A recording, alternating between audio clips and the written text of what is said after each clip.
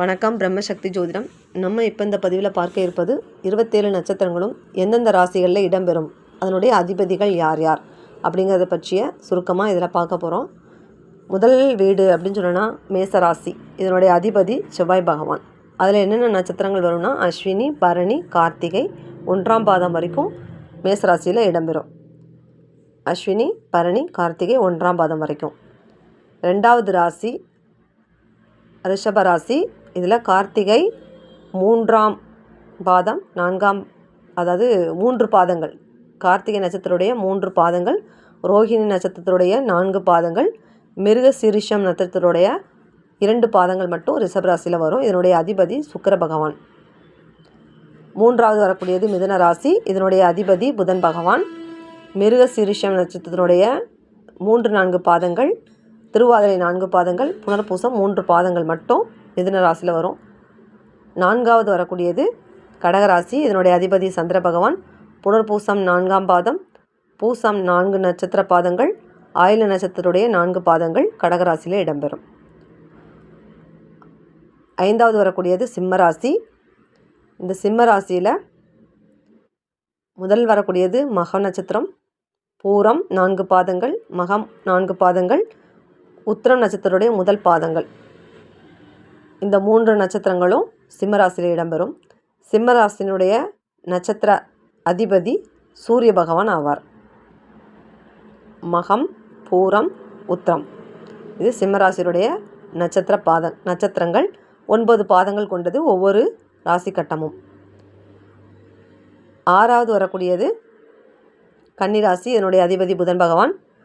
உத்திரம் 3 நட்சத்திர பாதங்கள், அதாவது 2, 3, 4 நட்சத்திர பாதங்கள், அஸ்த நட்சத்திரத்துடைய 4 நட்சத்திர பாதங்களும் இதில் இடம்பெறும். சித்திரை நட்சத்திரத்துடைய 2 பாதங்கள் மட்டும் கன்னிராசியில் இடம்பெறும். இதனுடைய அதிபதி புதன் பகவான். 7வது வரக்கூடியது துலாம் ராசி. இதில் சித்திரை நட்சத்திரத்துடைய 2 பாதங்கள், அதாவது 3, 4 நட்சத்திர பாதங்கள், சுவாதி 4 நட்சத்திர பாதம், விசாக நட்சத்திரத்துடைய 3 நட்சத்திர பாதங்கள் இதில் இடம்பெறும். இதனுடைய அதிபதி சுக்கிர பகவான். 8வது ராசி விருச்சக ராசி. இதனுடைய விசாக நட்சத்திரத்துடைய 4ஆம் பாதம், அனுஷம் 4 பாதங்கள், கேட்டை நட்சத்திரத்துடைய 4 பாதங்கள். இது செவ்வாயோடைய வீடு. இதனுடைய அதிபதி செவ்வாய் பகவான். 9வது தனுசு ராசி. மூலம், பூராடம், உத்திராடம் நட்சத்திரங்கள் இதில் இடம்பெறும். மூலம் 4 பாதங்கள், பூராடம் 4 பாதங்கள், உத்திராடத்துடைய முதல் பாதம் மட்டும் வரும். அடுத்தது நம்ம பார்க்க இருக்கிறது மகர ராசி. அதனுடைய அதிபதி சனி பகவான். உத்திராடம் நட்சத்திரத்துடைய 2, 3, 4 பாதங்கள், திருவோணம் 4 பாதங்கள், அவிட்ட நட்சத்திரத்துடைய 2 பாதங்கள் மட்டும் மகர ராசியில் இடம்பெறும். அடுத்தது கும்பராசி. அவிட்டம் 3, 4 பாதங்கள், சதய நட்சத்திரத்துடைய 4 பாதங்கள், பூரட்டாதி நட்சத்திரத்துடைய 3 நட்சத்திர பாதங்கள் அதில் இடம்பெறும். இதனுடைய அதிபதியும் சனி பகவான் ஆவார். கடைசியாக வரக்கூடியது மீன ராசி. இதனுடைய அதிபதி குரு பகவான். புரட்டாதி 2,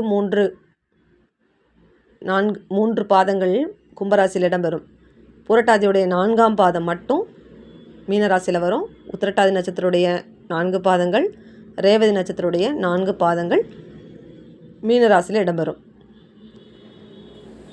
இது பேசிக்காக ஒருத்தவங்க என்ன ராசி கட்டத்தில், அதாவது ஒரு நட்சத்திரங்களில் இருக்குது, ஒரு ராசி கட்டத்தில் என்ன நட்சத்திரங்கள் இருக்குது, என்னென்ன பாதங்கள் இருக்குது அப்படிங்கிறத தெரிஞ்சுக்கிறதுக்காக தான் இந்த பதிவு. என்னோடய சேனலை லைக் பண்ணுங்கள், ஷேர் பண்ணுங்கள்.